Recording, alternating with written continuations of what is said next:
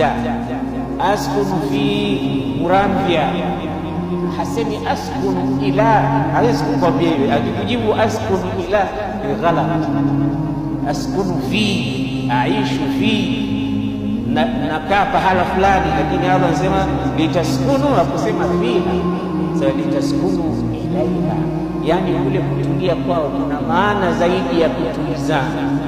Akili zitatulia, akili zitakaa sawa, kwa sababu wanasema ulama, anasema kana kwamba Mwenyezi Mungu anataka kumwambia mwanamke, ayatuha almar'a inna hadha arrajul huwa asluki ant minhu fasalti wa bittali fala ghina lihayyin an aslihi.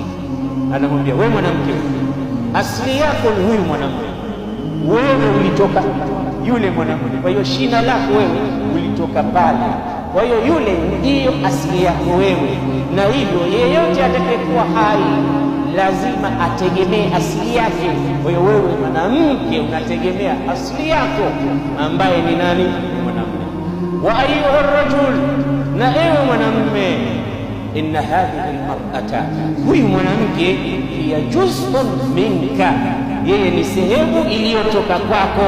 Wa bitali fala ghina lihayyin an juz'ihi, na kwa ajili hiyo basi wewe utakuwa unategemea sehemu yako siku zote ili ikuunganishe upate kukamilika na kupata salama. Kwa sisi bila ya wao nothing, na wao bila ya sisi hali kadhalika.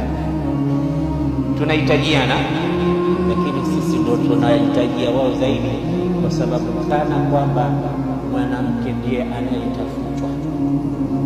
Ndio maana wanachuoni wanasema, ukisikia Mwenyezi Mungu anakuahidi wewe mwanamume baadhi ya vitu vizuri peponi, utasikia anasema na wanawake wazuri, lakini hajasema kuambia wanawake